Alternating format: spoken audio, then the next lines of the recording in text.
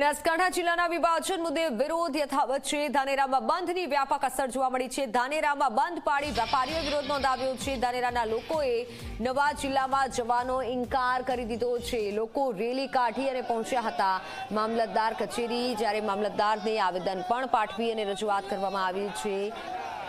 ધાનેરામાં બંધની જે અસર જોવા મળી છે, ધાનેરામાં બંધ પાડી વેપારીઓએ વિરોધ નોંધાવ્યો છે। બેનરો સાથે રસ્તા પર વેપારીઓ ઉતરી આવ્યા। બજારમાં દુકાનો બંધ રાખી અને સૂત્રોચ્ચાર સાથે રસ્તા પર ઉતરી આવી વિરોધ નોંધાવ્યો છે। મામલતદારને આવેદન આપી અને રજૂઆત કરી છે।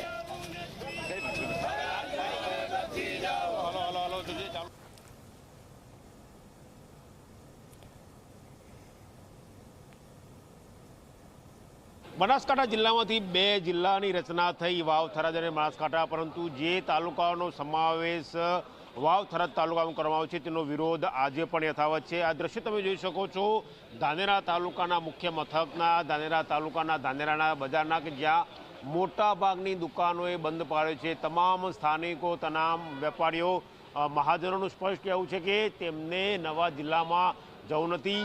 વહીવટી સાનુકૂળતા માટે જે જિલ્લો બનાવ્યો છે, પરંતુ તેમની વહીવટી સાનુકૂળતા બનાસકાંઠાને, ખાસ કરીને બનાસકાંઠાના વડા મથક પાલનપુર સાથે જોડાયેલ છે। સામાજિક તાણાવાણા હોય, આર્થિક વ્યવહાર હોય, તેઓ માંગણી કરે છે કે તેઓ પાલનપુર સાથે જોડાયેલા રહે।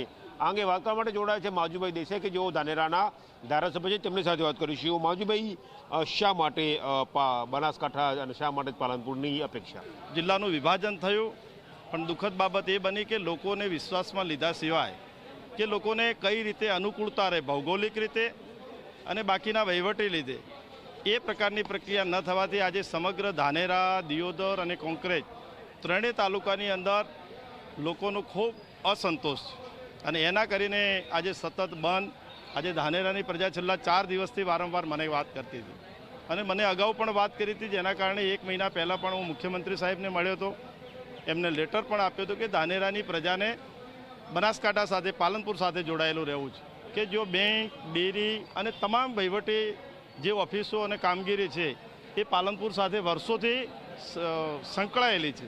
એના કારણે કરીને ધાનેરાની તમામ પ્રજાને અને ધાનેરાનો જે છેવાડાનો વિસ્તાર છે, ખિંમત સાઈડથી વાછોલ, બાપલા, એ લોકોને આજે 85 કિલોમીટરે થરાદ જાય છે અને એ ઊંધી દિશામાં જવું પડે છે। એટલા માટે કરીને ધાનેરાની પ્રજા આજે ખૂબ અસંતોષ છે અને સમગ્ર ધાનેરા આજે સંપૂર્ણપણે બંધ રહ્યું છે અને સર્વ સમાજ અને હિતરક્ષક સમિતિએ બંધનું એલાન પણ આપ્યું છે। મને પણ બોલાયો હતો, તો લોકસેવક તરીકે મારે પણ હાજરી આપવી પડે।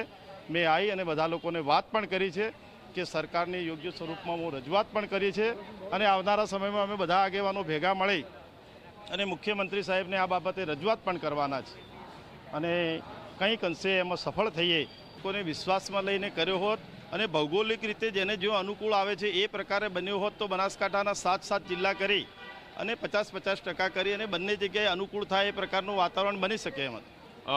સૌથી પહેલાં નામ તમારું નામ જણાવો। બળવંતભાઈ બારોટ।